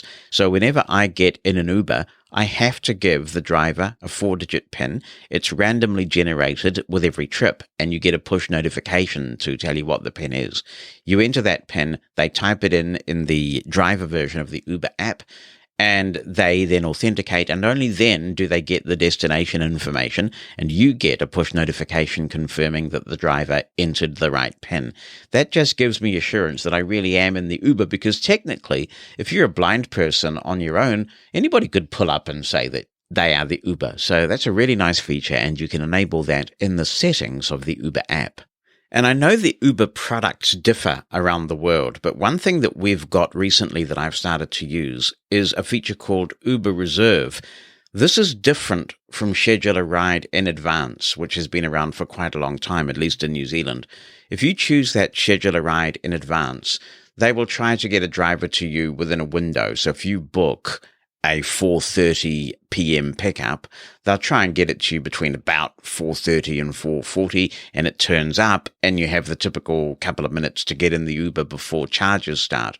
Uber Reserve is a bit more expensive, but if I'm going to a meeting where I absolutely have to be there on time, and I know exactly when I want to leave, this thing is super. It has not let me down once since I've started to use it. So you do pay the premium, as I say, but for that premium, what happens is that a driver turns up, sometimes quite a bit, before your scheduled pickup time, and it just waits.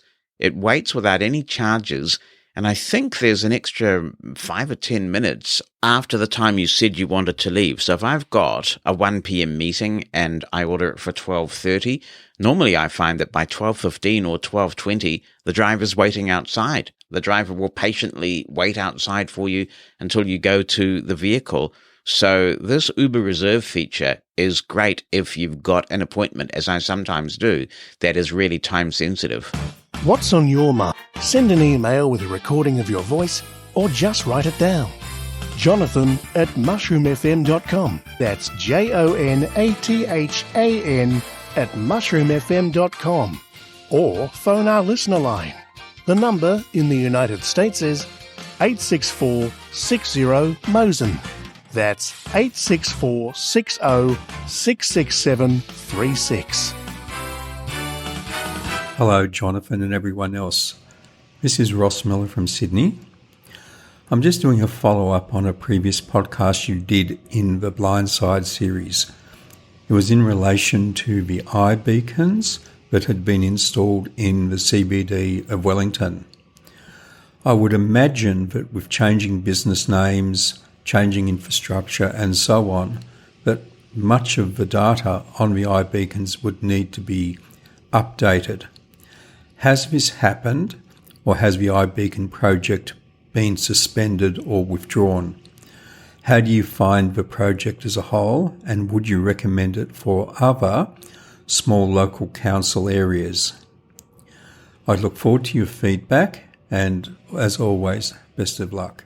Nice to hear from you, Ross. And wow, that's a blast from the past. The old iBeacons in Wellington. Those haven't been in Wellington for quite some time. I don't recall when they were withdrawn, but it was some years ago. I think it was possibly even pre-pandemic that they were withdrawn. So I think the iBeacons thing was a bit of a pilot to see how they went.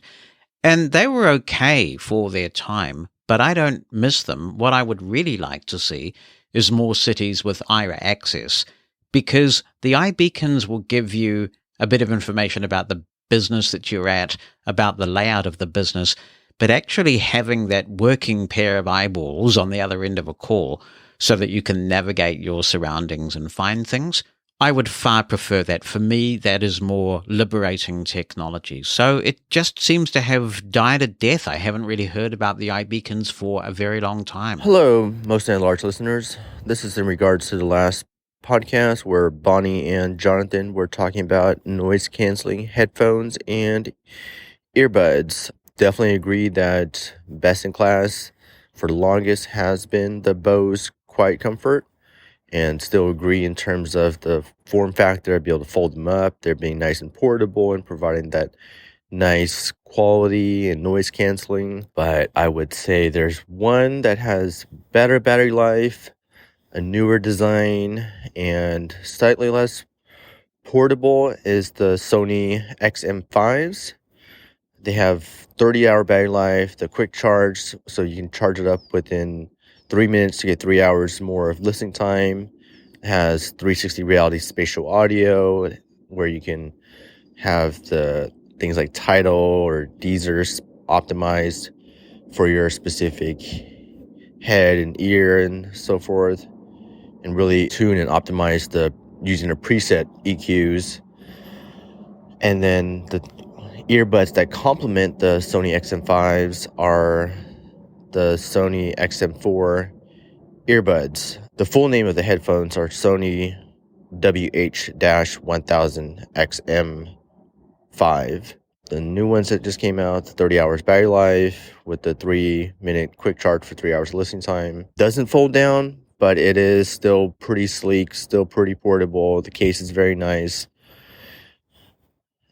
And in terms of the earbud ones that complement those, the Sony XM4 earbuds are also officially known as Sony WF-1000 XM4. These, with noise canceling will go up to about 8 hours or so, and you can just pop them back in the case, and they'll get you through, I think, close to 24 hours.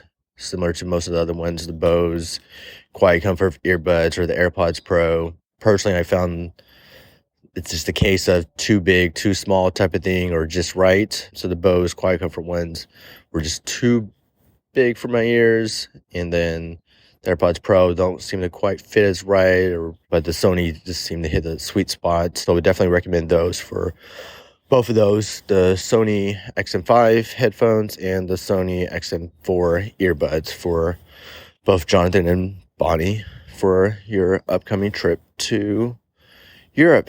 It's very exciting, and congratulations on being able to do that and getting those great tickets. Thank you for the review, Kevin. Very good. I did pass it on to Bonnie because she decided she was going to get some noise-cancelling headphones. I think she did have some in the past, but they've long become dodgy.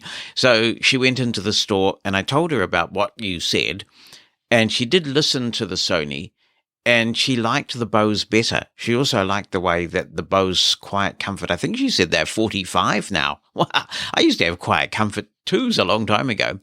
She liked the way that the Bose ones folded up, and she also preferred the sound. What really swung it for her, though, was the fact that the Bose ones talk, and they give you guidance around pairing and that kind of thing. So the noise-cancelling headset space is not something that I've looked at for a while, but if others have, let's do some comparing. And we will get Bonnie on for a Bonnie Bulletin sometime soon so she can talk about her explorations of this and why she bought the new Quiet Comfort ones, which she seems very happy with. In fact, she's like a kid with a new toy right now. She's wandering around the house with these things on, and I can't attract her attention. I mean, in some ways it's peaceful, She doesn't listen to Mosen at Large, I'm sure, so she'll never hear this. I love to hear from you, so if you have any comments you want to contribute to the show, drop me an email written down or with an audio attachment to Jonathan, JONATHAN @mushroomfm.com. If you'd rather call in, use the listener line number in the United States, 864-606-6736.